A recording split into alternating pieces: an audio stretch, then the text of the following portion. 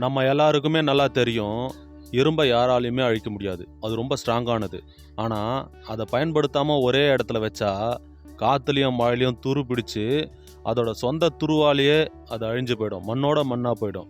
அந்த மாதிரி நம்ம எவ்வளவு தான் ஸ்ட்ராங்கான பர்சனாக இருந்தாலும் சரி, மென்டலி ஃபிசிக்கலி நம்ம ஸ்ட்ராங்காக இருந்தால் கூட நம்மளோட புத்திக்கும் உடம்புக்கும் கண்டினியூஸாக வேலை கொடுத்துக்கிட்டே இருக்கணும். அப்போ தான் அது ஆக்டிவாக இருக்கும், அது ஆரோக்கியமாகவும் இருக்கும். சில பேர் சில இடங்களில் வேலை செய்யாமல் ஒரே இடத்துல உட்காந்து சீட்டை தேய்ச்சி ஒரு கம்ஃபர்ட் ஜோனுக்குள்ளேயே வாழ்ந்துட்டுருப்போம். இன்னும் சில பேர் எந்த வேலை வெட்டிக்கும் போகாமல் சோம்பேறித்தனமாகவும் இருப்போம். இந்த மாதிரி ஆளுங்களை எதுவுமே பண்ண வேணாம். அவங்களோட சொந்த புத்தியே, சொந்த உடலே அவங்கள அழிச்சிரும். இதைத்தான் நம்மளோட மக்கள் செல்வன் விஜய் சேதுபதி அவர்கள் சிம்பிளாக சொல்லியிருப்பாரு.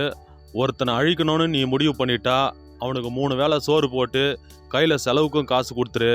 அவனோட சொந்த மூளையே அவனை அழிச்சிரும். ஏன்னா அது சுத்தமாக வேலை செய்யாது.